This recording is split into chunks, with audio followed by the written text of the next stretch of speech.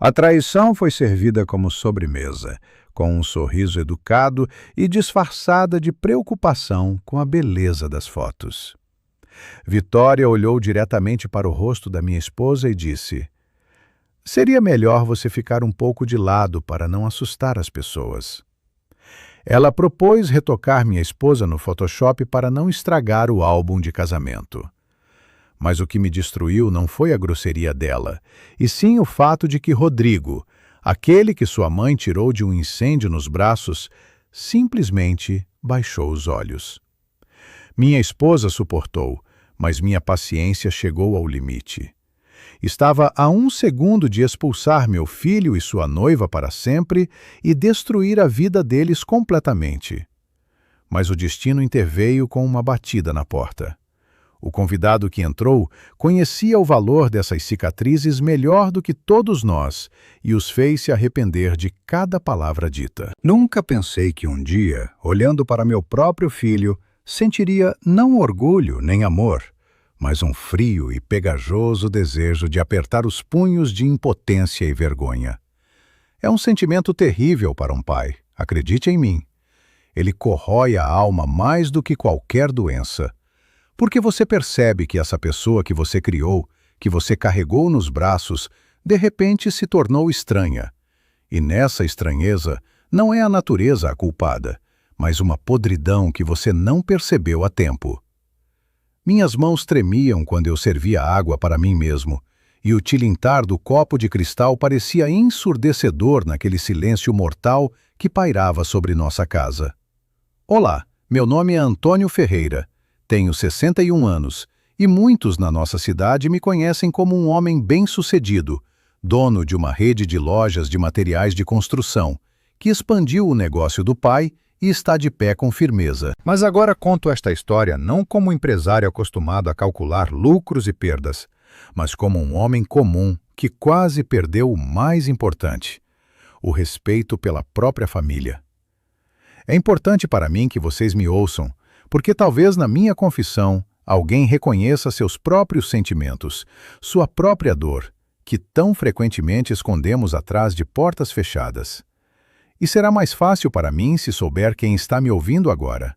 Escreva nos comentários, por favor, de qual cidade ou país você é, para que eu sinta que esta conversa não está sendo feita no vazio, mas entre nós, pessoas vivas.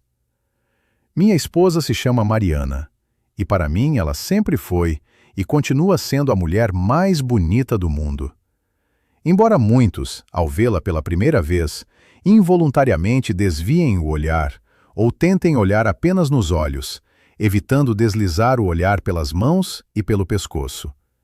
Ela tem 59 anos. Trabalhou a vida toda numa escola como professora de matemática, e sua voz calma e suave acalmava até os alunos mais indisciplinados. Mas, sob suas blusas discretas de mangas longas e seus inevitáveis lenços no pescoço, se revela um mapa de dor que ela carrega consigo há um quarto de século. Queimaduras de 2º e 3º grau cobrem seu ombro esquerdo, o braço até o pulso, grande parte do pescoço e se estendem até o lado do corpo. É uma pele irregular e retraída, que nunca bronzeia e lembra cera endurecida. Essas cicatrizes não são uma doença nem resultado de um acidente por descuido. São um monumento ao sacrifício materno, do qual em nossa família se evitava falar em voz alta para não reabrir velhas feridas. Mas o silêncio, como agora entendo, às vezes é mais assustador do que o grito, porque na quietude nasce a indiferença. Tudo aconteceu há 25 anos, quando nosso único filho, Rodrigo, tinha apenas 7 anos, e vivíamos numa antiga casa de madeira que herdei de meus pais. Naquela noite, acordei com um som estranho, parecido com um estalo seco, e um cheiro agudo e sufocante de fumaça que já se infiltrava por baixo da porta do nosso quarto. Saltando da cama e abrindo a porta, vi que o corredor não estava apenas enfumaçado, mas cortado por uma parede de chamas rugidoras e vorazes que devoravam a madeira seca da escada com uma velocidade incrível. O quarto de criança, onde Rodrigo dormia, ficava no extremo oposto do corredor, e o caminho até lá estava completamente bloqueado pelo fogo, que uivava como um animal vivo solto de sua jaula. Lembro como o pânico me atingiu como uma onda gelada, paralisando-me por uma fração de segundo. Mas Mariana não hesitou nem um instante. Ela não gritou, não entrou em pânico, mas com uma determinação assustadora, agarrou o lençol da cama, jogou sobre si a água do jarro que estava na mesinha de cabeceira e se atirou direto naquele inferno de fogo. Tentei segurá-la, detê-la, encontrar outro caminho, mas as chamas me empurraram para trás com um calor tão intenso que chamuscou minhas sobrancelhas. Através do rugido do fogo, ouvi quando ela chegou ao quarto da criança, quando quebrou o vidro velho da janela, e esses sons ficaram para sempre gravados na minha memória. Eu e os vizinhos, que já haviam corrido ao ouvir os gritos e estendido um cobertor lá embaixo, olhávamos com horror para a janela do segundo andar, de onde saíam nuvens negras de fumaça. Primeiro apareceu no vão o pequeno e assustado Rodrigo, que Mariana literalmente empurrou para fora, certificando-se de que havia pessoas prontas para pegá-lo lá embaixo. O menino caiu nos braços estendidos dos vizinhos completamente ileso. Até seu pijama não havia sido chamuscado. E só depois disso, a própria Mariana apareceu na janela. Ela já não conseguia pular com a mesma agilidade, pois as forças a haviam abandonado, e suas roupas ardiam, grudando na pele. Ela simplesmente se despendurou do parapeito e despencou lá embaixo, como um pássaro abatido, direto na terra úmida, sem alcançar o cobertor salvador. Os 6 meses seguintes foram para nós uma verdadeira prova de resistência, quando cada dia se transformava numa luta interminável pela vida e pela razão. Mariana foi levada ao centro de queimados em estado crítico, e nos primeiros dias, os médicos nem garantiam que ela sobreviveria. Tão grande era a área afetada e a profundidade das queimaduras. Eu praticamente vivia no corredor do hospital, ouvindo minha esposa gritar durante as trocas de curativo, porque trocar as bandagens sobre carne viva é uma tortura que nenhum analgésico consegue suprimir. Fomos salvos então por um jovem, mas incrivelmente talentoso cirurgião, que literalmente dormia no setor e lutava por cada centímetro da pele da minha esposa. Ele realizava cirurgia após cirurgia, fazia enxertos de pele, tratava infecções. Foi ele quem, certa vez, me disse uma frase que guardei para sempre. Antônio, as cicatrizes da sua esposa não são deformidades, são medalhas de bravura. O mais alto grau de amor materno que se pode imaginar. Ficamos infinitamente gratos a ele, mas depois da alta, a vida nos engoliu. Os contatos se perderam e nunca mais nos vimos, tentando esquecer aquele pesadelo como um sonho ruim. Rodrigo cresceu sabendo desta história, e na primeira infância ele realmente se orgulhava da mãe, contando a todos no bairro como ela o salvou do fogo como uma super-heroína dos quadrinhos. Mas o tempo passou. O menino se tornou adolescente e a opinião pública, cruel e superficial, começou a mudar sua percepção. Primeiro, ele apenas pedia que Mariana não fosse à escola com roupa aberta, envergonhado dos olhares dos colegas que sussurravam e apontavam o dedo.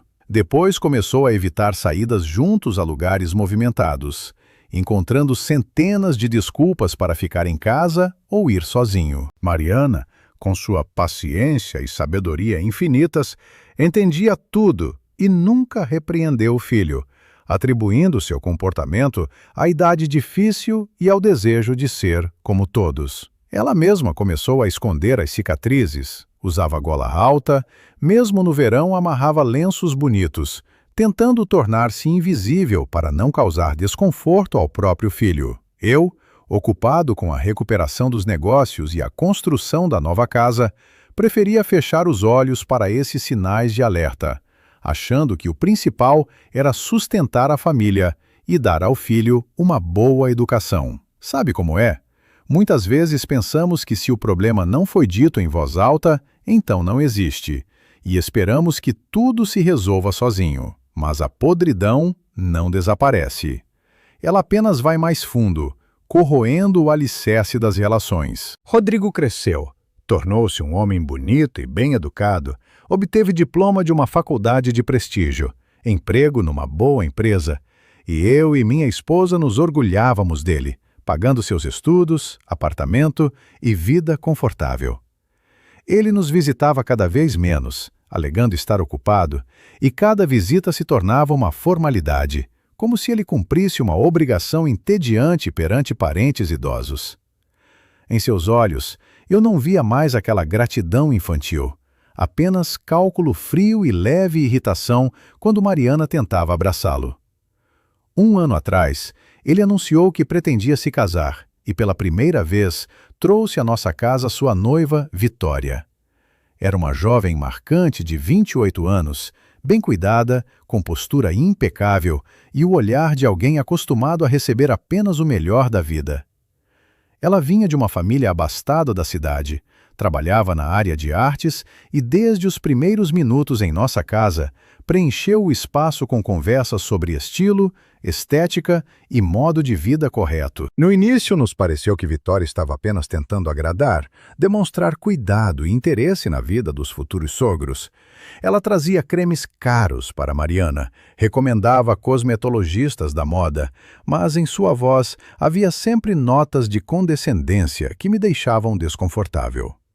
Vitória olhava para as cicatrizes da minha esposa não como vestígios de uma tragédia, mas como um defeito incômodo, uma mancha na imagem perfeita de sua futura vida glamourosa.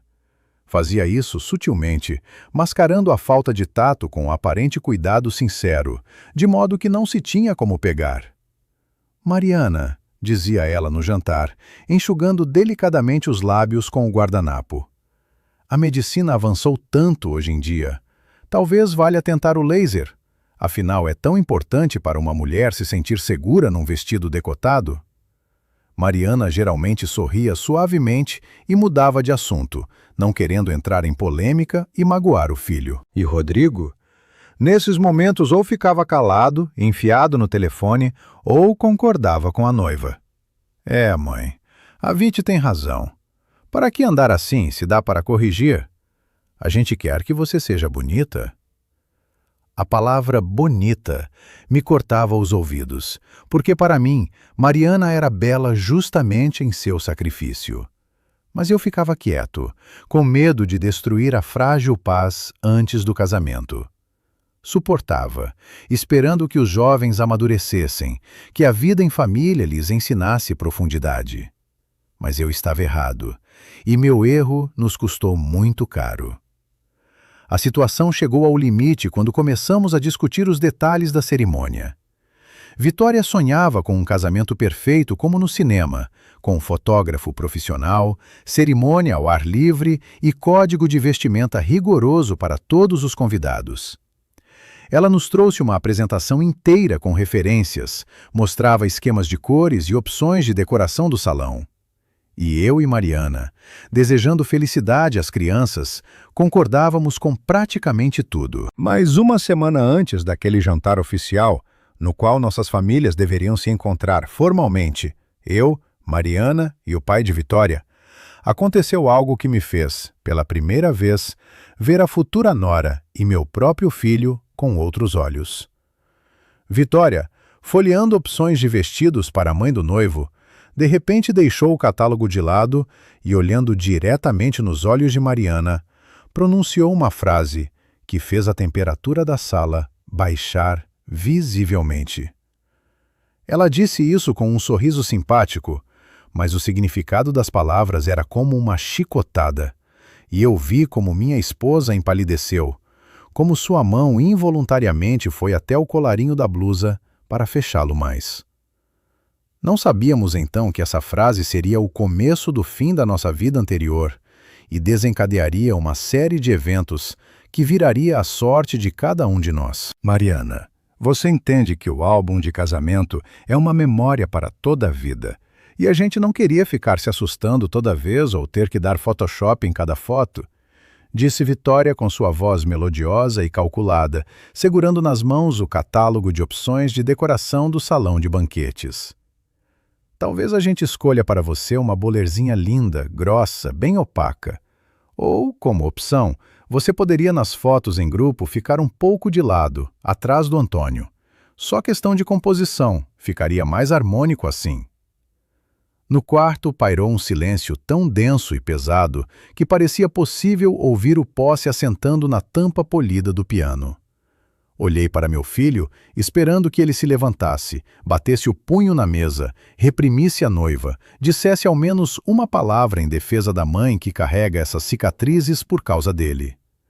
Mas Rodrigo continuou sentado, enfiado na tela do telefone, e apenas deu de ombros, fingindo estar ocupado com algo de extrema importância. Minha esposa, minha orgulhosa e paciente Mariana, baixou lentamente as mãos para os joelhos, como se tentasse ficar menor, mais discreta. Ela acenou com a cabeça, até tentou sorrir com o canto dos lábios. E esse gesto miserável e culpado me partiu o coração, pior do que qualquer faca. Claro, Vit, respondeu ela baixinho, ajeitando o colarinho da blusa. Eu entendo tudo. Para que estragar a festa de vocês? Vou achar um chale ou lenço.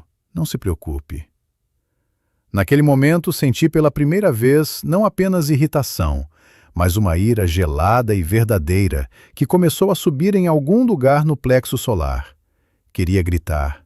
O que vocês estão dizendo? Que chale, pelo amor de Deus! Mas me contive, engoli esse nó, como o engolia há 20 anos pelo bem da paz familiar. Sabe, muitas vezes pensamos que a paciência é uma virtude, mas às vezes é apenas covardia disfarçada de sabedoria. E eu era covarde, porque permiti que aquela conversa terminasse em paz. Chegou o dia do jantar oficial. Deveria ser um encontro solene das famílias.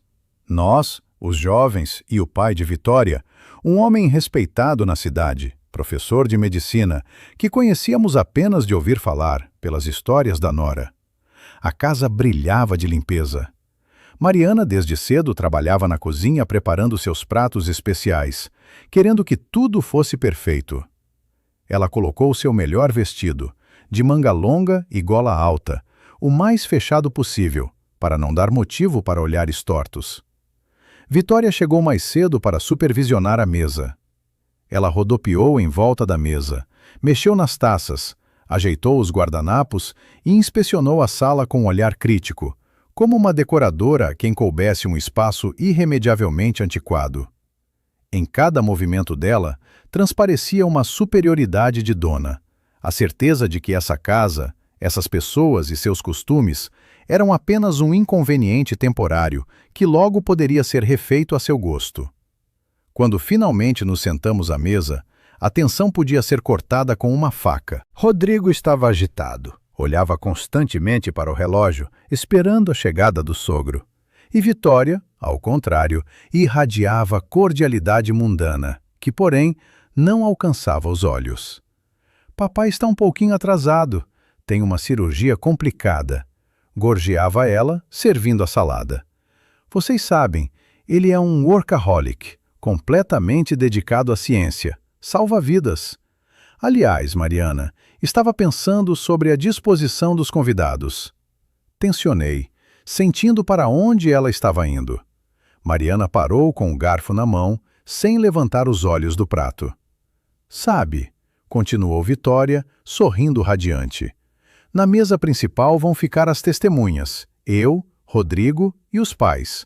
Mas lá vai ter uma luz muito forte, refletores para a filmagem. Fico com medo que você fique desconfortável. E na câmera, sabe, qualquer imperfeição na pele fica bom, muito em evidência. Que tal sentarmos você e o Antônio na primeira mesa de convidados? Fica bem pertinho, mas lá é mais calmo. E você não fica na mira das câmeras a noite toda. Ouvi o tinido de um garfo.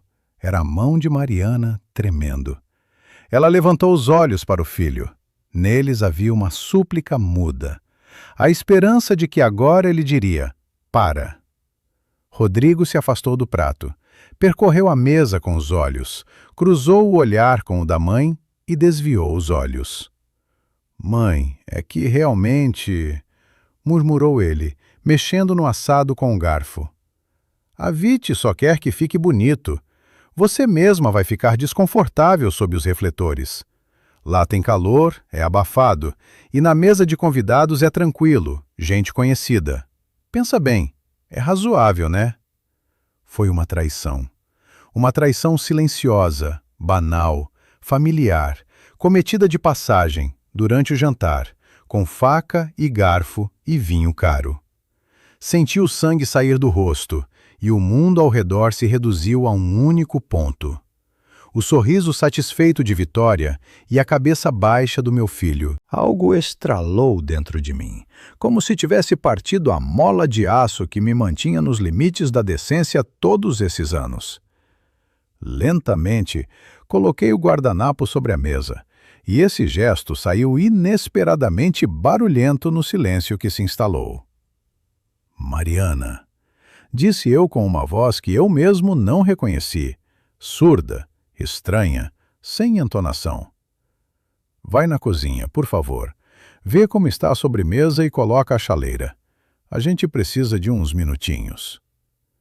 A esposa me olhou assustada, entendeu tudo sem palavras e, agradecida com um aceno de cabeça, saiu apressadamente do quarto, fechando a porta atrás de si. Ela não precisava ouvir isso. Assim que a porta se fechou, virei meu pesado olhar para os jovens.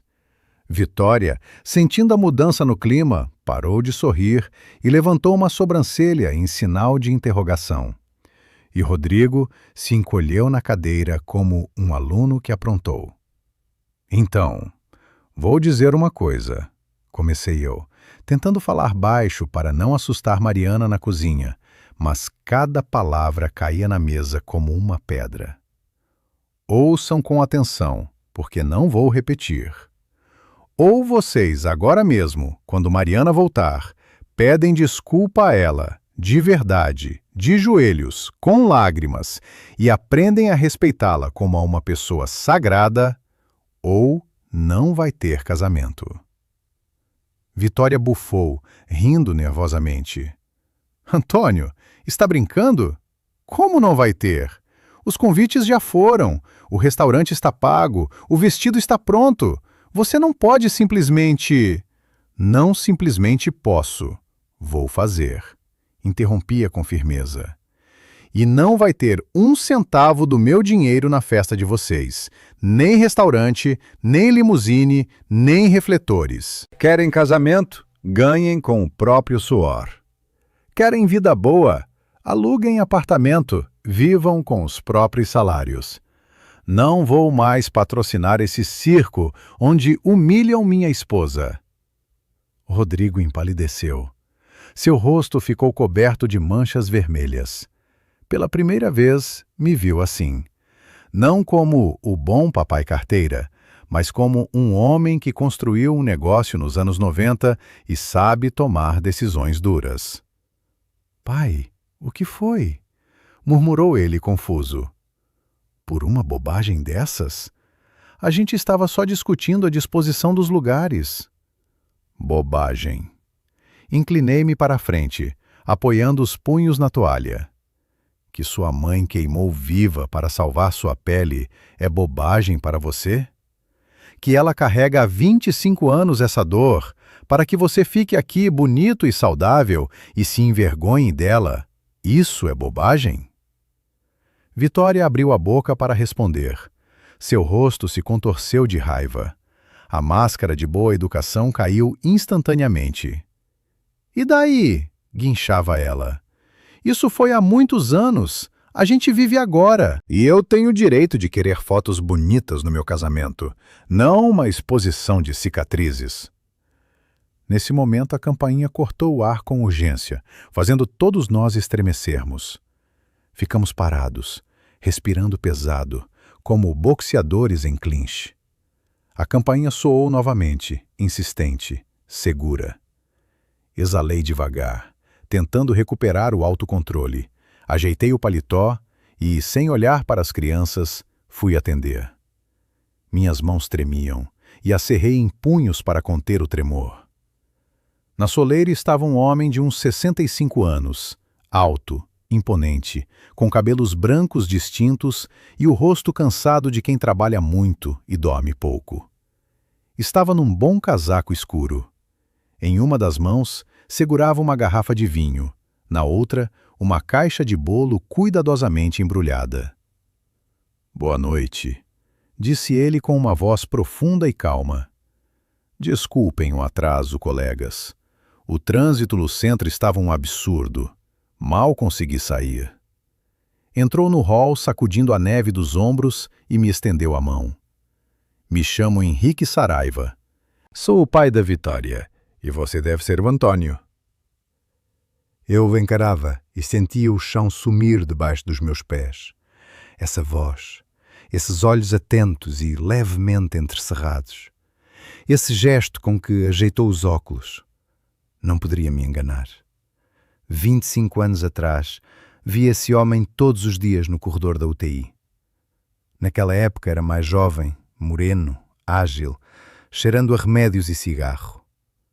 Era ele que vinha até nós, negro de preocupação, e dizia: "Estamos fazendo tudo o que é possível. Rezem." O sobrenome Saraiva. Meu Deus, como não fiz a ligação. A Vite dizia que o pai era médico, mas nunca perguntei detalhes, achando que não importava. "A gente precisa conversar", disse eu com voz abafada, ignorando a mão estendida. Minha voz soava estranha, como vindo de um poço. "Henrique, por favor, precisamos ir à varanda, agora." Ele me olhou surpreso. As sobrancelhas subiram. Claramente esperava uma recepção acolhedora, não um anfitrião com o rosto pálido como papel. "Aconteceu alguma coisa?" perguntou ele, e em sua voz surgiram notas profissionais rígidas de médico acostumado a situações inesperadas. "Com a Vite, com o Rodrigo, aconteceu sim", cortei eu, abrindo a porta para a varanda fria e escura. "E temo que essa conversa não vai lhe agradar." Ele me olhou nos olhos. Ficou com o olhar fixo por um segundo a mais do que o normal, como se estivesse escaneando meu estado. Depois, silenciosamente, pousou o vinho sobre o aparador e acenou com a cabeça. "Tudo bem, pode guiar." Saímos para a varanda, e o ar frio do outono bateu imediatamente no rosto, fazendo a pele ficar arrepiada. Mas esse frio era revigorante e necessário. Depois daquela atmosfera abafada de traição que reinava na sala, fechei a porta de vidro atrás de nós, cortando-nos dos sons da casa e do silêncio do meu filho. Ele pousou a garrafa de vinho numa mesinha de vime, sem tirar de mim o olhar atento, no qual se lia a habilidade profissional de avaliar rapidamente o estado do interlocutor. "Antônio, você está parecendo que viu um fantasma", observou ele quietamente, e em sua voz não havia ironia, apenas cautela. "Fale diretamente. O que está acontecendo aqui? Se as crianças brigaram, isso é coisa de vida. A gente se entende como pais." Enchi o peito de ar frio, tentando conter o tremor nas mãos, que não era causado pela baixa temperatura. "Henrique", comecei eu, olhando-o diretamente nos olhos. "Agora mesmo, literalmente 5 minutos atrás, sua filha propôs à minha esposa que escondesse as cicatrizes sob uma capa fechada, ou simplesmente que ficasse fora do enquadramento das fotos do casamento para não estragar a estética da festa. E meu filho, que essa mulher tirou do fogo nos braços, a apoiou." O rosto de Henrique ficou pétreo, como se todas as emoções tivessem sido apagadas, deixando apenas uma máscara congelada. Ele franzou o senho e uma ruga profunda sulcou sua testa. "Vitória", repetiu ele, como se estivesse provando o nome. "Isso não parece ser dela.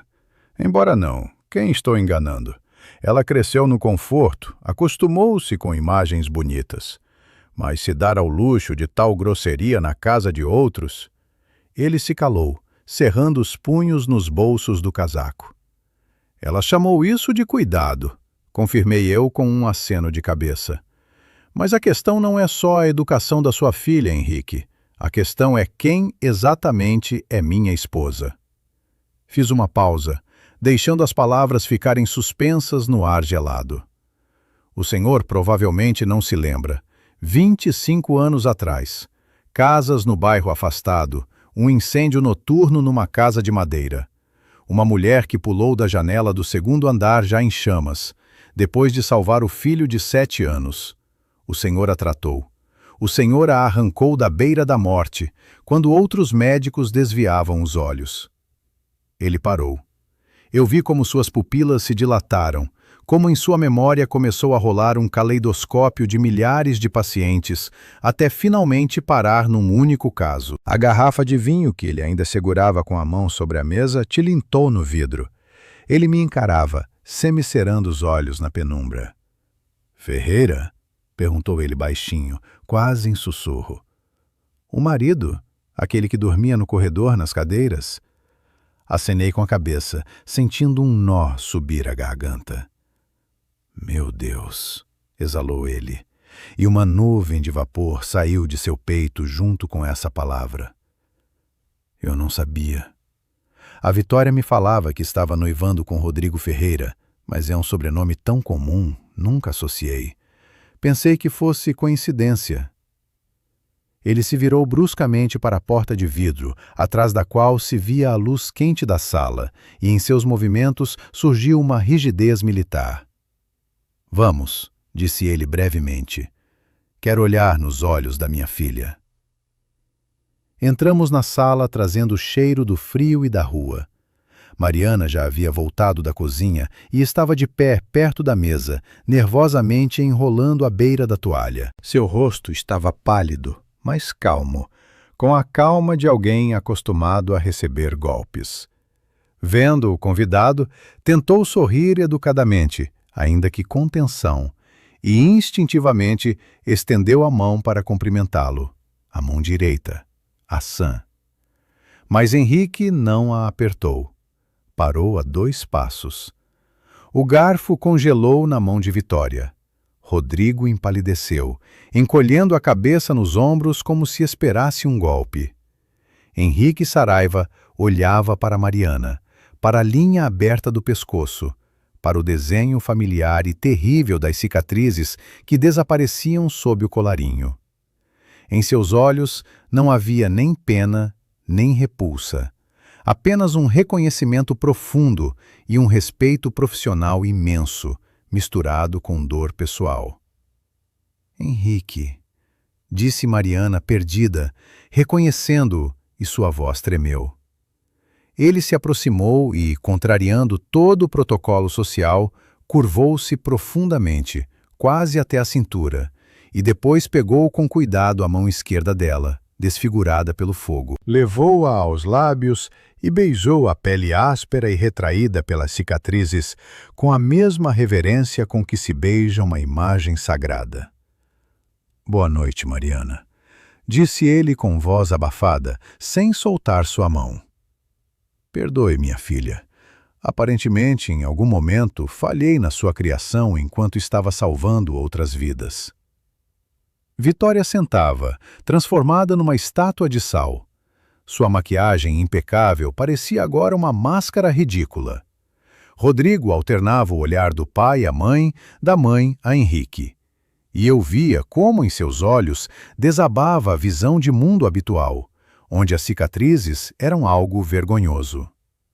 Henrique se endireitou, mas ficou de pé ao lado de Mariana, como se tornasse seu protetor. 25 anos atrás. Começou ele, dirigindo-se não a nós, mas ao vazio do quarto. Deu entrada uma jovem mulher. Queimaduras por chamas, profundas. Lembro-me deste caso porque raramente vejo tal abnegação. Normalmente as pessoas tomadas pelo fogo entram em pânico, perdem a razão pela dor. E ela? Ela primeiro se certificou de que o filho estava em segurança. Virou-se para Mariana. "Disse a você então que suas cicatrizes não são vergonha, são medalhas." A senhora não acreditava. Mariana sorriu de soslaio e os olhos brilharam em lágrimas. Naquela época eu mal acreditava em qualquer coisa, Henrique. Só que o filho estava vivo. A palavra filho soou como um tiro. Saraiva virou lentamente a cabeça para Rodrigo. Meu filho estava sentado, com os olhos abaixados para o prato com um assado já frio, e suas orelhas queimavam de vermelhidão. Rodrigo? A voz do médico ficou rígida como bisturi. Eu não sabia que você era aquele menino. Mas agora eu vejo que a história fez um círculo. Ele se aproximou da mesa, apoiou as mãos na tampa e se curvou sobre o noivo da filha. Diga-me, você sabia pelo que passou sua mãe? Rodrigo apertou os lábios, sem levantar os olhos. Sabia, em linhas gerais. Em linhas gerais, repetiu Henrique com uma calma assustadora. Tipo, doeu, mas a mamãe se virou. Era assim que você explicava para si mesmo enquanto pedia a ela para usar gola alta no calor? Rodrigo ficou quieto. E você alguma vez se interessou pelos detalhes, Rodrigo? Continuou ele, levantando a voz. Você sabe quantas cirurgias foram? 8. Sabe quantos curativos feitos sob anestesia geral? Porque sem anestesia o coração poderia parar de choque de dor. Você ouviu como ela gritava na sala de curativos? Eu ouvi. O andar inteiro ouvia. E você naquela época dormia tranquilamente no seu berço limpo, sem uma única queimadura. Eu ficava de lado, observando essa sentença, e em mim lutavam dois sentimentos. Por um lado, sentia pena do filho que estava sendo publicamente destruído. Por outro, entendia que isso era necessário, como uma operação dolorosa para drenar um abscesso. E aqui quero perguntar a vocês: como vocês agiriam no meu lugar naquele minuto? Deveria eu, como pai, ter intervindo e parado o convidado, protegendo o filho da humilhação? Ou Rodrigo merecia ouvir essa verdade cruel da boca de uma pessoa de fora? Escolhi o silêncio. Deixei Henrique falar. Mas você sabia muito bem que era possível aconselhar ela a se esconder nas fotos? A voz de Henrique ficou gélida, cheia de desprezo. Você ouvia tranquilamente minha filha comentar sobre o corpo da sua mãe como mercadoria com defeito, e você ficava calado ou até concordava. Rodrigo finalmente ergueu a cabeça. Em seus olhos havia lágrimas, seja de vergonha ou de mágoa, mas ele parecia destroçado. Eu não queria, sussurrou ele. A gente só queria uma festa. Festa? Interrompeu Henrique. Você tem festa todo dia, Rodrigo. A festa de estar vivo, e essa festa foi paga com a pele da sua mãe. Nesse momento, Vitória, que ficara quieta o tempo todo, de repente soluçou. Seus ombros tremeram. Ela se levantou bruscamente, derrubando o copo d'água. A mancha se espalhava rapidamente pela toalha branca, mas ninguém prestou atenção nisso. Pai, chega! Gritou ela, quebrando no choro. Para! Você não tem esse direito! Ela agarrou Rodrigo pela mão, aferrando-se a ele como um náufrago a uma palha. Rodrigo, fala alguma coisa! Mas Rodrigo ficou quieto. Então, ela se virou para nós. Seu rosto estava molhado de lágrimas e distorcido de medo. A gente ia contar isso hoje. Era para ser uma surpresa. Ela parou, tomando fôlego. Estou grávida. Vamos ter um filho. Todos se imobilizaram. As palavras ficaram suspensas no ar, mudando tudo e não mudando nada ao mesmo tempo. Mariana deu um grito sufocado, pressionando a palma contra a boca. Seus olhos instantaneamente se encheram daquela luz especial de avó que perdoa tudo. Eu também senti. Netos. Esperávamos tanto por isso. Mas Henrique Saraiva não mudou de expressão. Ele olhava para a filha com um cansaço pesado. Grávida, repetiu ele sem alegria. E você acha que isso é uma indulgência? Acha que ter uma barriga te dá o direito de humilhar a mulher que salvou o pai do seu futuro filho? Pai, mas é seu neto, sussurrou Vitória, incrédula com a reação dele. Exatamente, cortou ele com firmeza. É meu neto ou neta. E agora tudo fica ainda mais complicado, porque agora você, Viti, vai educar alguém. E como vai fazer isso, se por dentro é vazia como uma revista de moda? O que vai ensinar ao filho? A esconder a avó na despensa quando chegarem visitas? Vitória despencou de volta na cadeira, cobrindo o rosto com as mãos. A histeria aumentava. Percebi que era hora de intervir. O limite emocional havia sido atingido. Dali para frente poderia começar o caos. Aproximei-me da mesa e coloquei a mão no ombro do filho. Rodrigo, disse eu com firmeza. Levanta, vamos. Ele me olhou desorientado. Para onde? Para o meu escritório. Precisamos conversar como homens, sem mulheres e sem testemunhas. Olhei para Henrique. Nos entendemos sem palavras. Ele ficaria aqui com as mulheres, não deixando a situação se transformar numa briga de mercado, e eu me encarregaria do filho. Vai, acenou Saraiva. Eu fico de olho nelas. Conduzi meu filho pelo corredor até meu escritório, aquele quarto onde ficavam não apenas os documentos do negócio, mas também a memória do passado que ocultara dele todos esses anos. Era hora de abrir o velho baú. No escritório, me aproximei em silêncio do velho baú de madeira que ficava no canto desde os tempos do meu pai. Rodrigo ficou na porta, mudando de um pé para o outro como um aluno que aprontou. Mas não o convidei a sentar. Aqui não havia lugar para conforto. Abri a tampa pesada e tirei uma pasta grande e rechonchuda com fitas. O mesmo arquivo que eu e Mariana guardávamos como a menina dos olhos, protegendo a psique do filho de traumas desnecessários. Coloquei a pasta sobre a mesa e desatei as fitas. Dentro estava nossa vida, de mim e de Mariana, que Rodrigo estava acostumado a ignorar. Chega aqui, disse eu secamente. Você disse que sabia tudo em linhas gerais. Olha. Comecei a tirar recortes de jornais de 25 anos atrás. O papel estava amarelado, mas as manchetes ainda gritavam em letras pretas e grossas. Mãe salva filho das chamas. Médicos lutam pela vida de heroína. Incêndio em residência. O preço do salvamento. Rodrigo olhava para esses recortes e eu via como algo começava a rachar nele. Ele lia sobre si mesmo, o menino de 7 anos que não teve um arranhão, e lia sobre a mãe que oscilou entre a vida e a morte por 3 semanas. Isso são palavras, Rodrigo, disse eu, observando seu olhar que percorria tudo. E agora, a realidade. Tirei as fotografias. Fotos preto e branco, granuladas, assustadoras em sua franqueza crua. Imagens do prontuário médico que Henrique me dera na época. Na primeira foto, Mariana na UTI. Seu rosto quase não era visível sob as camadas de gás embebida em remédios e secreções. Da garganta saía um tubo do respirador.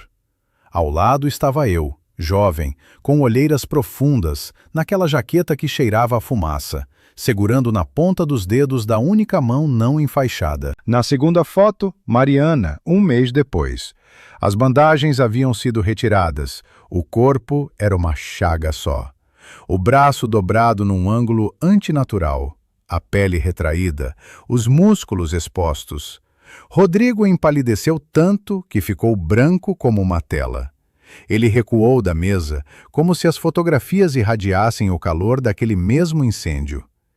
Eu e Mariana nunca as mostráramos a ele. O protegíamos. Queríamos que tivesse uma infância feliz, sem pesadelos. Você não se lembra daquela noite? A minha voz soava plana como uma sentença. Você tinha 7 anos. Acordou no hospital, num quarto limpo, vivo e são. E ela se lembra de cada segundo, de cada curativo, quando arrancavam as bandagens junto com a crosta. 6 meses de inferno, Rodrigo, e você zombou disso. Você permitiu que sua noiva chamasse isso de defeito. Rodrigo não conseguia desviar o olhar da foto da UTI. Via a mãe não como estava acostumado, aconchegante, sempre pronta para alimentar e ouvir, mas como uma mulher semi-morta e destroçada que pagou com sua beleza e saúde pela vida dele. De repente ele afundou na cadeira, cobriu o rosto com as palmas das mãos e ficou quieto. Seus ombros tremeram. Não era um choro teatral, mas um som surdo e pesado de um homem que de repente se viu no espelho e se assustou. Ele estava sentado, curvado, e eu ouvia como ele puxava o ar convulsivamente. Não o confortei, não coloquei a mão no ombro, não disse, vai ficar tudo bem. Apenas fiquei de pé, esperando que ele digerisse aquela verdade. Era preciso que ele passasse por isso como por um fogo purificador. Depois de alguns minutos, Rodrigo ergueu a cabeça. Olhos vermelhos, rosto molhado. Olhou para mim de baixo para cima e perguntou com voz rouca: "O que eu faço agora, pai?" Nessa pergunta, ouvi pela primeira vez em muitos anos não um capricho, não exigências, mas desorientação. Juntei as fotos de volta na pasta, amarrei as fitas e respondi com firmeza: "Primeiro você vai ouvir o que decidimos, e depois vai decidir sozinho se está pronto para aceitar, ou vai pelo seu caminho." Acenei para a porta. "Vamos." Voltamos para a sala. Pairava silêncio, interrompido apenas pelos soluços baixos de Vitória. Mariana estava sentada ao lado dela, mas não a abraçava, simplesmente estava presente.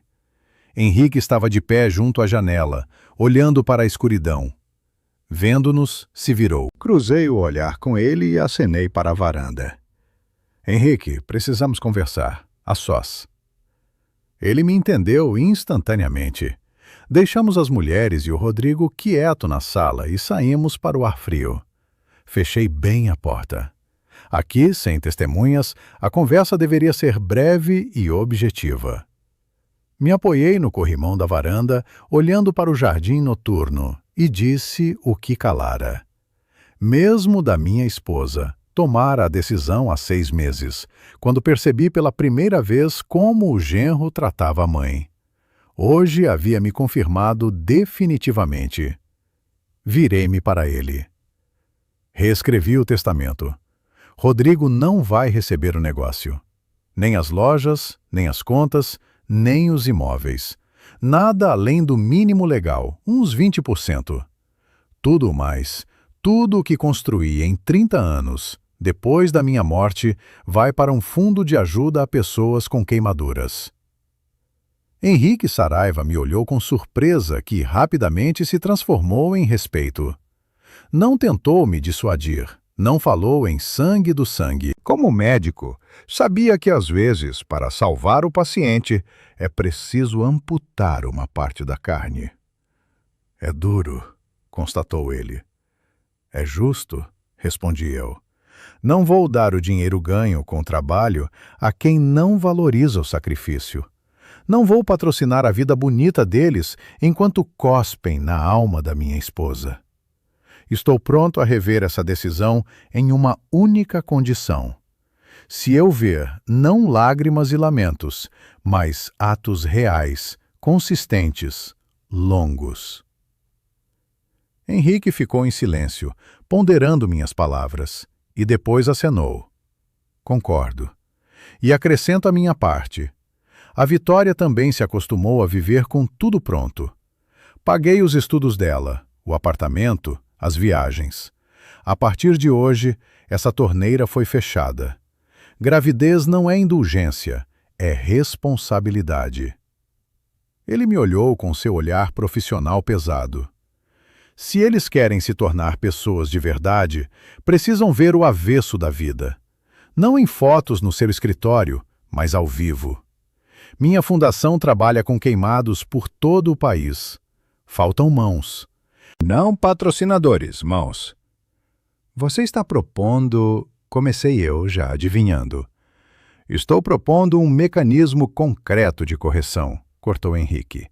Se o Rodrigo quer entender pelo que passou a mãe, que venha ao meu setor, que trabalhe como voluntário, que faça documentação, que descarregue caixas de medicamentos, que fique nos corredores com os familiares que esperam o resultado de uma cirurgia.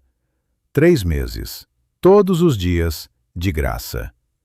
E a Vitória? Perguntei eu. A Vitória? Ele sorriu duramente. Enquanto carrega o filho, que pense. Mas depois do parto, se quiser recuperar meu respeito e o respeito desta família, ela também vai trabalhar. Na fundação sempre há necessidade de ajuda profissional, jurídica, organizacional. Ela tem formação, que use em benefício de quem ela considerava esteticamente inadequado. Ficávamos na varanda fria, 2 pais, 2 homens realizados, e decidíamos o destino de nossos filhos. Não era uma conspiração, era uma consulta médica. Estávamos fazendo o diagnóstico e prescrevendo o tratamento. Amargo, doloroso, mas necessário. Combinado. Estendi a mão para Henrique. Ele a apertou com firmeza. Sua palma era seca e quente, palma de cirurgião. Combinado. Antônio, vamos anunciar nossa decisão a eles. Voltamos ao quarto. Todos levantaram a cabeça. Rodrigo parecia aguardar sentença de morte. Vitória enxugava as lágrimas com o guardanapo. Mariana nos olhava com ansiedade. Eu e Henrique ficamos lado a lado, ombro a ombro, como uma parede. Tomamos uma decisão, disse eu, olhando diretamente nos olhos do filho. Ouçam com atenção, porque não vai haver negociação. Rodrigo, olha para mim, disse eu baixinho, mas de tal modo que ele estremeceu e ergueu a cabeça. Seu rosto estava cinzento, inchado do choro recente. Mas nos olhos eu não via mais aquele brilho de presunção que me irritara no último ano. Havia medo. Medo do desconhecido. E daquela imagem da mãe nas bandagens que agora lhe ficava diante dos olhos. Eu e o Henrique conversamos tudo. Continuei eu, tentando que a voz soasse equilibrada, sem emoção excessiva, como em negociações de trabalho. E chegamos a uma decisão comum. Palavras já ouvimos o suficiente. Bonitas, corretas, vazias. Chegou a hora de algo mais sólido. Fiz uma pausa, deixando o silêncio preencher o espaço, e então disse o que deveria ter dito há muito. Alterei o testamento, Rodrigo. Não é ameaça, é um fato jurídico consumado. De acordo com o novo documento, você recebe apenas a cota mínima obrigatória, uns 20%. O apartamento, o carro, ficam com você. Mas o capital principal, o negócio, a rede de lojas, tudo o que construí em 30 anos, depois da minha morte, vai para um fundo de ajuda a pessoas com queimaduras graves. No quarto pairou um silêncio tal que ouvi o relógio tiquetaquear no corredor. Vitória deu um grito sufocado, cobrindo a boca com a mão. Seus olhos se arregalaram de horror. Aparentemente calculou instantaneamente o que estavam perdendo. Rodrigo sequer piscou. A notícia sobre o dinheiro parecia não tê-lo atingido tão fortemente quanto eu esperava, porque ele ainda estava sob o impacto daquelas fotografias no escritório. Ou talvez ainda não tivesse compreendido completamente o que significaria viver sem minha segurança. Isso é injusto, começou Vitória com voz trêmula, mas o pai a interrompeu imediatamente, dando um passo brusco à frente. Injusto, Vit. Sua voz era fria como aço médico. Injusto é quando uma mulher jovem queima viva salvando uma criança, e depois essa criança permite que a esposa faça cara feia diante das cicatrizes dela. Isso é injusto. E o que está acontecendo agora é um resultado lógico. Henrique se aproximou da filha e olhou para ela de cima para baixo, como um professor severo para um aluno preguiçoso. Eu também tomei uma decisão. A partir de hoje, a torneira financeira está fechada. Não vou mais patrocinar sua vida cômoda e irresponsável. Você é uma mulher adulta, vai ser mãe em breve. Gravidez não é doença e não é justificativa para a baixeza. É responsabilidade. Se você vai educar meu neto, precisa primeiro se tornar você mesma uma pessoa. Vitória chorou, mas agora eram lágrimas não de mágoa, mas de desorientação. De repente percebeu que o mundo habitual, onde papai e sogro resolveriam qualquer problema, havia ruído. Mas não estamos deixando vocês sem chance, intervim eu, devolvendo a atenção a mim. Disse que o testamento foi reescrito, mas estou vivo e posso mudá-lo novamente. Só que para isso preciso não de desculpas à mesa, preciso de atos, consistentes, longos, difíceis. Acenei para Henrique, passando-lhe a palavra. Tenho uma fundação, disse o médico, dirigindo-se a Rodrigo. Ajudamos pacientes com queimaduras por todo o país. Medicamentos, reabilitação, apoio psicológico. Trabalho tem de sobra. Não preciso do seu dinheiro, Rodrigo. Preciso das suas mãos e do seu tempo. Rodrigo olhava para o sogro, absorvendo cada palavra. Você vai vir ao meu setor. Henrique cadenciava as palavras. Não como patrocinador que corta fitas, mas como voluntário. Vai fazer o trabalho mais simples e mais pesado. Organizar documentação, descarregar caixas de medicamentos, ajudar no apoio, sentar nos corredores com os familiares que esperam para saber se o ente querido vai sobreviver. 3 meses. Todos os dias, de graça. E a Viti? Perguntou Rodrigo baixinho. E nessa pergunta ouvi uma tentativa de proteger a esposa, o que já era um bom sinal. A Vitória está grávida agora, respondeu Henrique com mais suavidade, porém firme. Sua principal tarefa é gerar um filho saudável. Mas depois do parto, quando ela se recuperar, se quiser de fato recuperar meu respeito e o respeito desta família, ela também vai trabalhar. Na fundação sempre há necessidade de ajuda profissional. Que use seus talentos em benefício daqueles que ela considerava uma imagem estragada. Me aproximei do filho e olhei-o nos olhos. Isso não é punição, filho. É sua chance de entender pelo que passou sua mãe. Você precisa ver essa dor, sentir seu cheiro, ouvir seu som. Se você aguentar esses 3 meses e não fugir, voltaremos a conversar sobre a herança. Se não, você pega seus 20% e vive como quiser. Você aceita? Rodrigo se levantou lentamente. Olhou para Mariana, que estava sentada, com as mãos apertadas, e em seus olhos havia lágrimas de dor e esperança ao mesmo tempo. Depois voltou o olhar para mim. Aceito, pai. Disse ele com voz rouca, mas firme. Aceito tudo. Eu realmente fui um idiota. Não quero ser assim. Não sorri. Não o abracei. O momento do abraço ainda não havia chegado. Apenas acenei brevemente com a cabeça. Então começa. A partir de amanhã. A partir desse momento começou para meu filho uma nova contagem de tempo. Não sabia se ele aguentaria, se não quebraria, se não fugiria depois de uma semana ao se deparar com a vida crua e sem verniz. Mas era o único caminho. Rodrigo foi à fundação já 2 dias após nossa conversa. Henrique me ligou à noite e relatou secamente. Chegou no horário, não reclamou. Foi destinado ao depósito, separar ajuda humanitária, organizar material de curativo, fazer o controle de entradas. Era um trabalho monótono, tedioso, fisicamente esgotante num espaço de porão onde cheirava a pó e antisséptico. Na primeira semana, Rodrigo voltava para casa tenso, como uma nuvem carregada. Caía de cansaço, mas ficava quieto. Não reclamava, não pedia facilidades. Aparentemente, aquelas fotos no meu escritório ainda lhe ficavam diante dos olhos, não deixando relaxar. Mas o verdadeiro teste veio depois, quando Henrique decidiu que era hora de tirá-lo do porão e colocá-lo em contato com pessoas. Num dos dias em que fui à clínica para conversar com Saraiva, fui testemunha de uma cena que me virou a alma até a mim, homem endurecido pela vida. Henrique chamou Rodrigo ao setor de recepção. Vem, disse ele ao genro. Já chegam as caixas. Está na hora de ver pelo que a gente trabalha aqui. Ele o levou ao setor de queimados pediátrico. Havia silêncio lá. Apenas os aparelhos apitavam. Na cama estava uma menina de uns 10 anos. Metade do corpo estava coberta por uma estrutura especial para que o cobertor não tocasse a pele.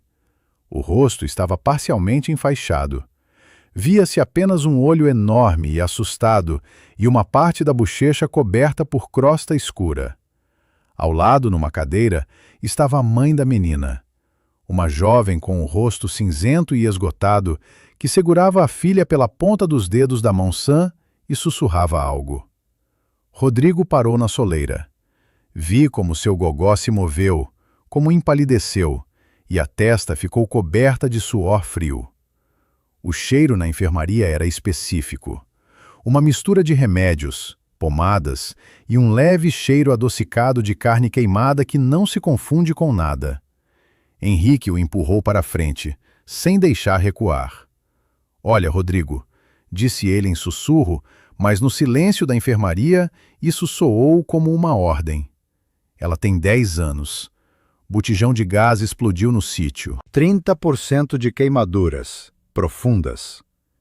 Rodrigo estava parado, sem conseguir desviar o olhar da pequena figura na cama. A menina gemeu baixinho no sono, e a mãe estremeceu, lançando um olhar cheio de desespero e súplica. "E agora imagine", continuava Henrique, curvando-se implacavelmente até o ouvido de Rodrigo. "Essa é sua mãe há 25 anos. Só que ela tinha mais queimaduras, e também ficou assim. E eu ficava de pé sobre ela e não sabia se chegaria amanhã. E você dormia em casa, vivo e são, porque ela o cobriu com o próprio corpo." Rodrigo começou a tremer. Respirou convulsivamente, tentando tomar fôlego que de repente faltava catastroficamente. Vi como em seus olhos o horror se transformava em compreensão. Uma coisa é ver velhas fotos preto e branco. Outra coisa completamente diferente é ouvir o gemido de uma criança viva, sentir esse cheiro, ver a dor real aqui e agora. "Preciso sair", sussurrou ele, tampando a boca com a mão. "Não!" Henrique o segurou pelo ombro com um aperto de ferro. "Não precisa. Fica e olha. Você queria entender? Entende. É esse o preço da sua vida." Ficaram lá mais um minuto, que pareceu uma eternidade. Quando saíram ao corredor, Rodrigo encostou na parede e foi escorregando por ela, cobrindo o rosto com as mãos. Não chorava, apenas tremia pelo choque sofrido. A realidade de que se esforçara tanto para se isolar durante toda a vida finalmente havia penetrado sua couraça. Henrique me olhou e acenou quase imperceptivelmente. O processo havia começado. À noite do mesmo dia, Rodrigo foi até nós. Estava quieto, de algum modo apagado.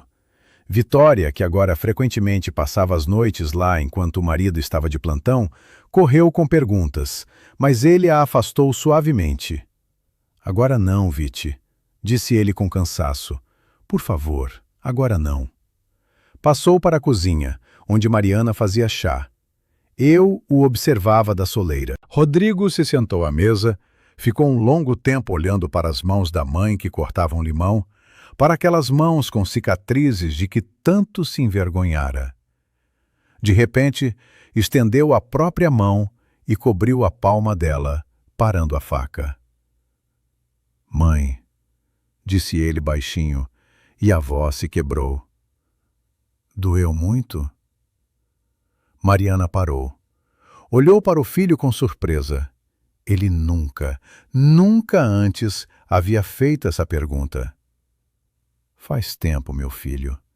Ela sorriu, tentando, como sempre, transformar em brincadeira. "Já esqueci." "Não." Ele repetiu com insistência, olhando-a nos olhos. "Diz a verdade." E naquele momento, entendi que o gelo havia derretido de vez. Meu filho, pela primeira vez, enxergou em sua mãe não uma função, não uma pessoa conveniente, mas uma mulher viva que passou pelo inferno. Mas à frente estava o mais difícil. Seria que Vitória conseguiria mudar? Aquela menina da gaiola dourada, que por enquanto só observava assustada o que acontecia, acariciando a barriga crescente? E seria que ela conseguiria entender o que seu marido começava a entender, sem passar pelas mesmas provações?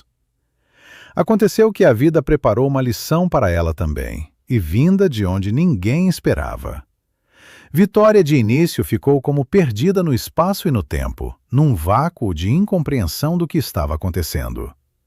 Sentava no apartamento moderno de ela e Rodrigo, rodeada de coisas caras que de repente haviam perdido o sentido, e tentava digerir o fato de que seu mundo perfeito, construído sobre estética e conforto, havia rachado profundamente.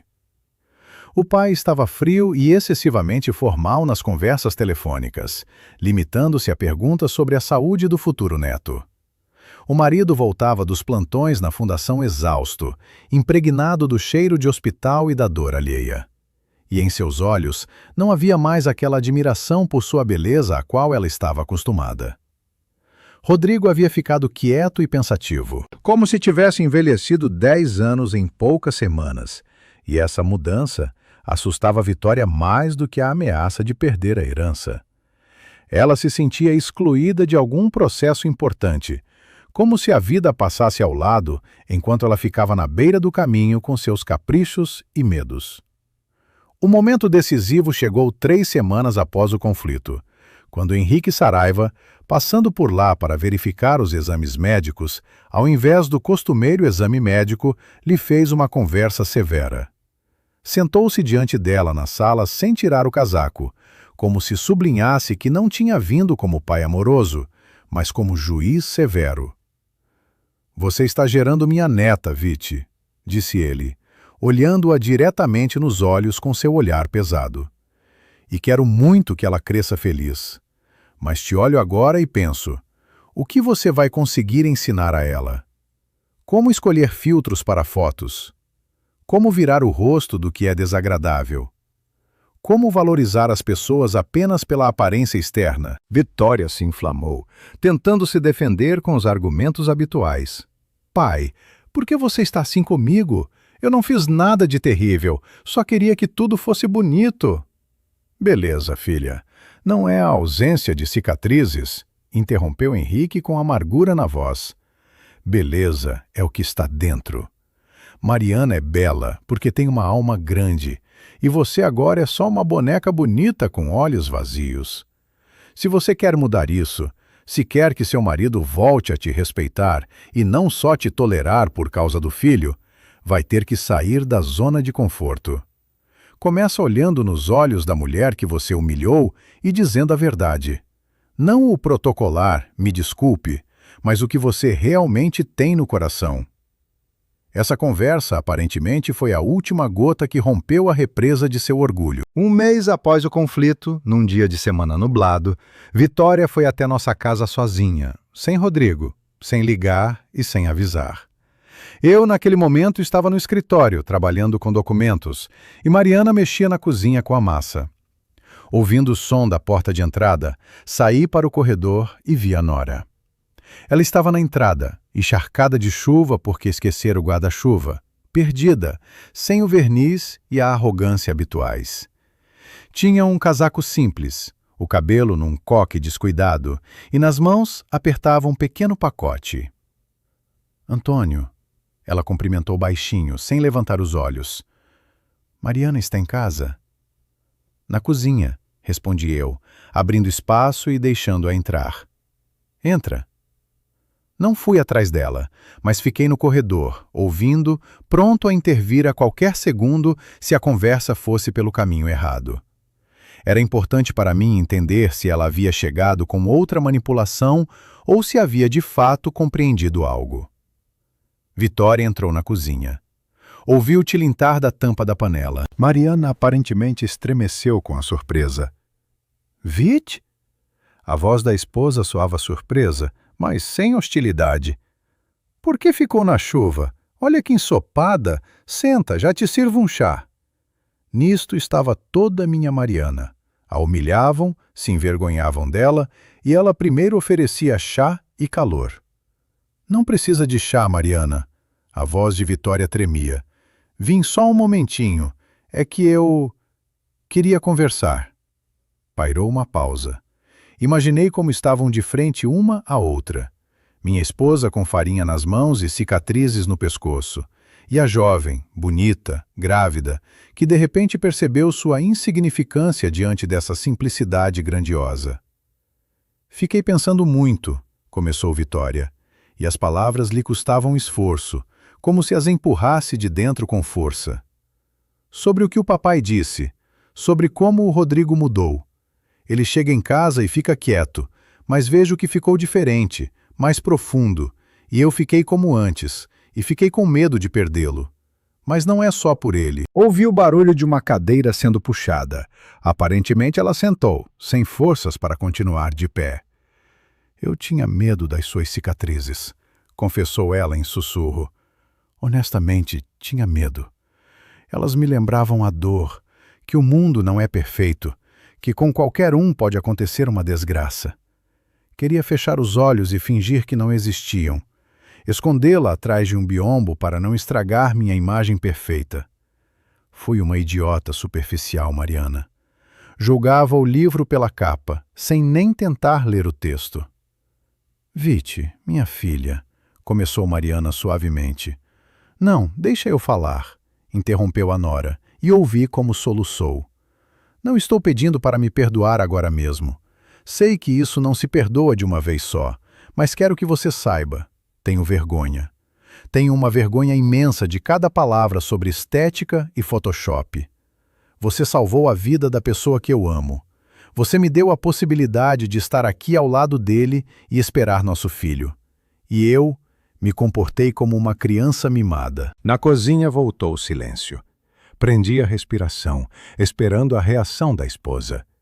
Mariana poderia agora lhe dar um sermão, poderia acenar friamente, poderia mandá-la embora. Tinha todo o direito. Mas Mariana fez o que sabia fazer melhor. Demonstrou misericórdia. Você está carregando uma criança no coração agora, minha filha, disse ela baixinho. E ouvi em sua voz um sorriso.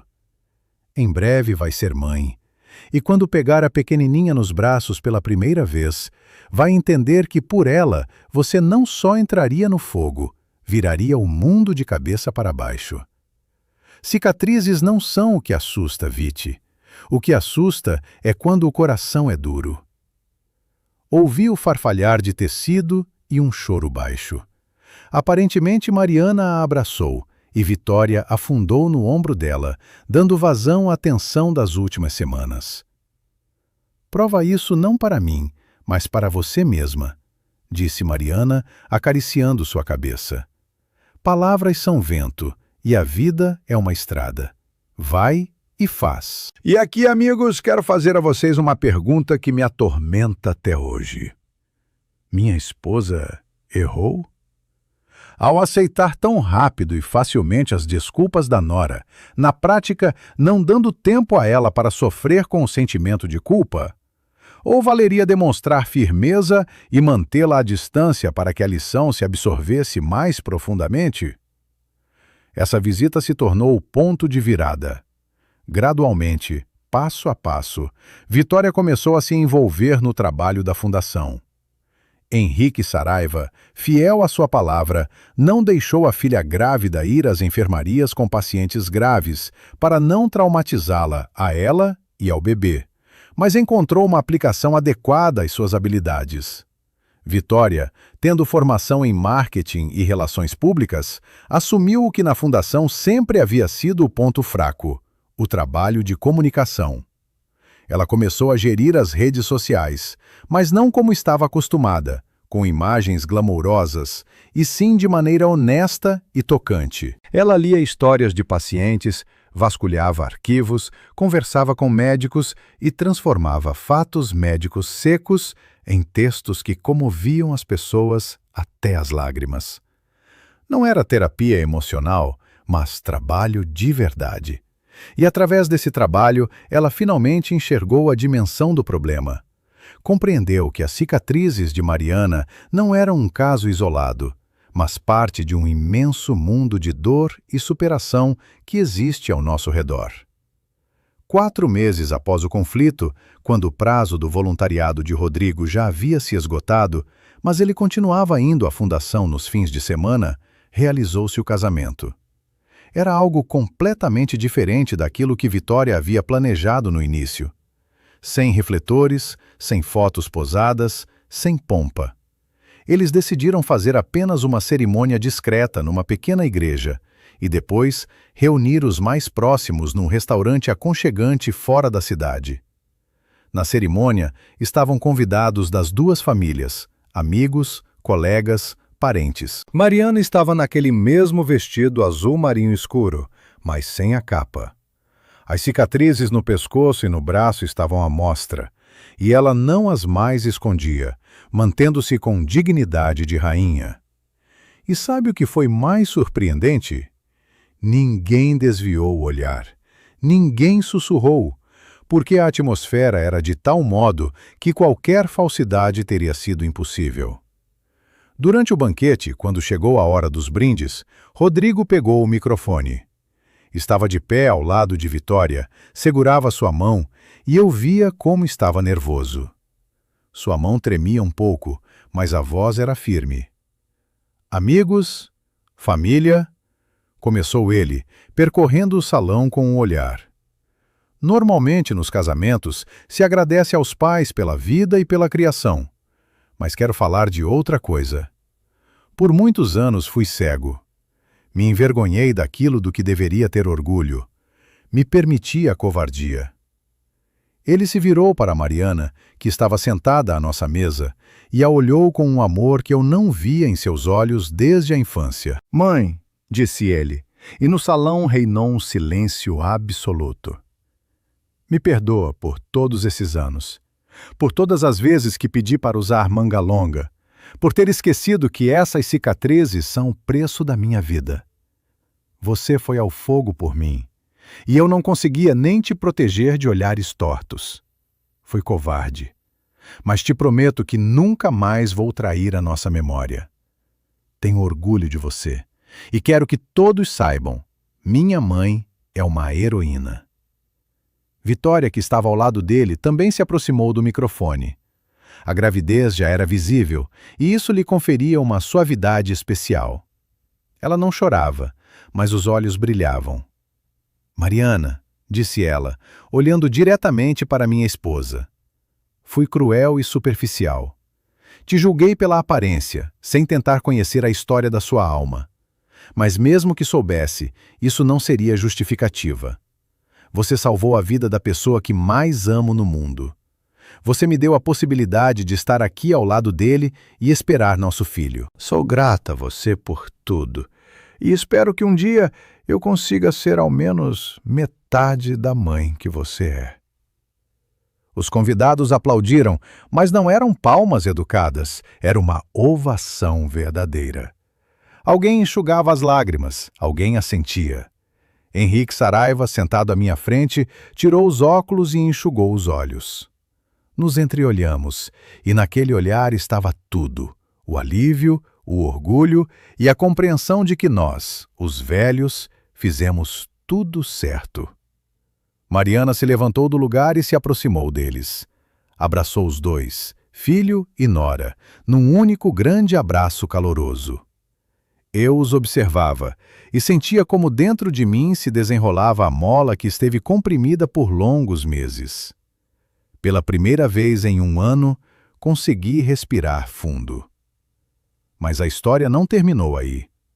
A vida nos preparou ainda um desfecho, silencioso, mas o mais importante, que pôs os pontos nos is, já após o nascimento da netinha. O tempo, como se sabe, é o melhor remédio, mas também o examinador mais severo, que verifica a sinceridade das nossas intenções na longa distância. Passaram-se 7 meses desde aquele jantar terrível, quando nossa família quase se estilhaçou em pedaços, e 3 meses desde o casamento que se tornou o ponto de partida de uma nova vida. O inverno deu lugar à primavera, e junto com a neve derretida, ia embora a tensão que nos paralisara o tempo todo. Rodrigo e Vitória continuavam a trabalhar com a fundação, embora o prazo obrigatório do serviço civil, que eu e Henrique lhes havíamos atribuído, já tivesse há muito expirado. O filho não carregava mais caixas no depósito todos os dias, voltando ao seu trabalho principal. Nos fins de semana, ele e a esposa dedicavam estabilmente tempo a ajudar os que tiveram menos sorte do que eles. Isso havia deixado de ser punição e se tornara necessidade, uma espécie de higiene da alma, sem a qual já não se sentiam bem. Eu os observava com um otimismo cauteloso, com medo de quebrá-lo. Afinal, velhos hábitos morrem com dificuldade. Mas a cada dia minha certeza de que fizéramos tudo certo se fortalecia. No início de maio, quando as flores do jardim desabrochavam e o ar ficou denso e doce, tocou um telefonema que esperávamos com o coração apertado. Era Rodrigo, e sua voz no telefone tremia de emoção e felicidade. "Começou, pai!" ele gritou, cobrindo o barulho da rua. "Estamos indo para a maternidade. Junta a mãe. Te esperamos lá." Eu e Mariana chegamos à clínica meia hora depois.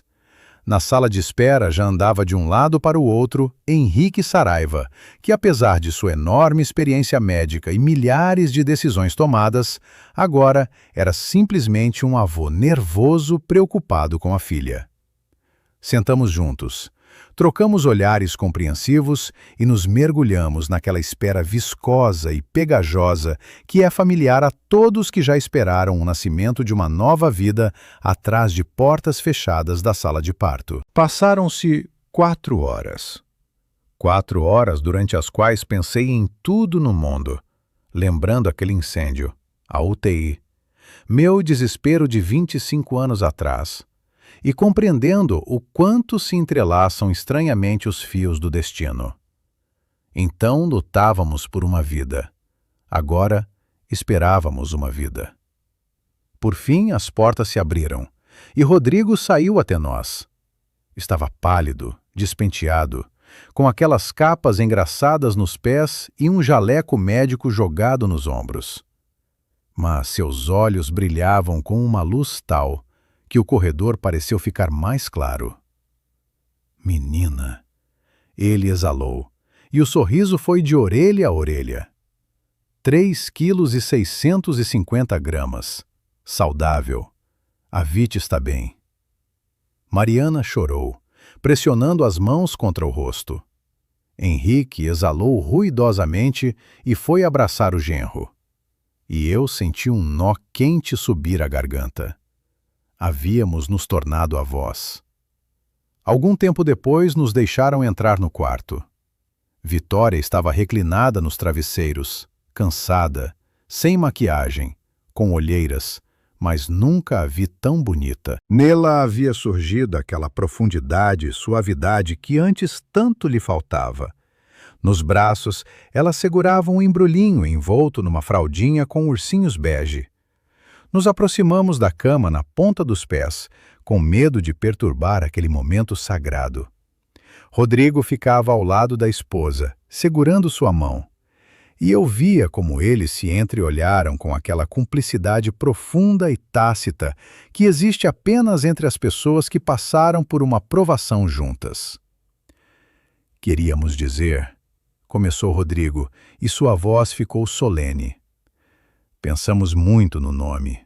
Discutimos, escolhemos, mas aí percebemos que, na verdade, não havia opções." Ele olhou para minha esposa. "Mãe, pega ela." Mariana recebeu com mãos trêmulas de emoção o precioso embrulho. Ela olhava para o rostinho enrugado e avermelhado do bebê com tamanha ternura que meu coração se apertou. "A chamamos de Mariana", disse Vitória baixinho, mas com clareza, em homenagem à avó, em homenagem à mulher que salvou a vida do pai dela, para que nossa filha nunca esqueça que heroísmo não é algo distante dos livros, mas o que corre em suas veias. No quarto pairou silêncio. Mariana, a mais velha, ergueu os olhos para a nora, e pelas suas bochechas corriam lágrimas, caindo na fraldinha da Mariana bebê. Era o reconhecimento mais alto. Dar o nome à filha ou da sogra cujas cicatrizes ela um dia quis apagar no Photoshop. Foi um ato. Foi um arrependimento e amor fundidos num nome que agora soaria em sua casa todos os dias. Obrigado. Só isso minha esposa conseguiu sussurrar, apertando a netinha contra o peito. Obrigado a vocês, filhos. Eu ficava um pouco de lado, encostado no parapeito da janela, e olhava para aquela cena. Via as lágrimas de Henrique, via os rostos felizes dos jovens, via minha esposa que irradiava felicidade.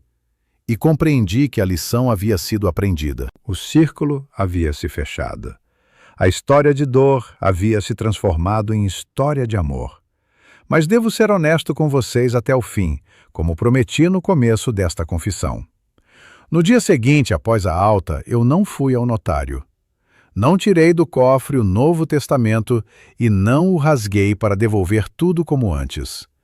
O documento, segundo o qual 80% dos meus bens vai para o Fundo de Ajuda a Queimados, ainda tem validade jurídica. Por que agi assim? Afinal, o filho havia mudado, a nora havia se transformado, nascera a netinha.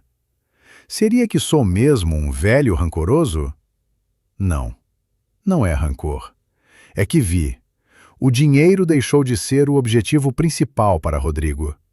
Ele aceitou minha decisão naquele dia no escritório, e durante todos esses meses não insinuou nem com uma única palavra que eu deveria devolver-lhe a herança. Ele aprendeu a ganhar respeito, não a comprá-lo. E decidi que esse dinheiro trabalhasse onde é mais necessário, salvando vidas, comprando enxertos de pele, pagando cirurgias para pessoas como minha esposa. Rodrigo é um homem jovem, saudável, inteligente. Tem profissão, tem mãos, tem cabeça. Vai conseguir sustentar a família sozinho. E a parte que lhe deixei, o apartamento, o carro, um pequeno capital, é um bom ponto de partida, com o qual muitos só podem sonhar. Disse-lhe isso honestamente, uma semana após o nascimento da netinha. Filho, vejo como você mudou. Tenho orgulho de você, mas o testamento vou deixar como está por enquanto. A fundação faz um trabalho importante e quero fazer parte disso. E você? Você vai se virar sozinho. Acredito em você. Rodrigo me olhou, sorriu e respondeu. Eu sei, pai, e concordo. Que esse dinheiro ajude quem sofre. A Vite e eu temos tudo o que precisamos. Temos mãos, temos trabalho e temos vocês. O resto a gente ganha. Nesse momento compreendi que havia criado um homem. Tarde, através da dor, através do conflito, mas havia criado. Agora, quando termino de contar esta história, Mariana está sentada numa cadeira embalando a pequena Mariana, cantarolando uma canção de ninar. Em seu braço se veem as cicatrizes, mas agora não estão escondidas sob manga comprida. A bebê às vezes toca nelas com seus dedinhos minúsculos, descobrindo o mundo. E para ela isso será simplesmente parte da amada avó, tão natural quanto a cor de seus olhos ou a suavidade de sua voz.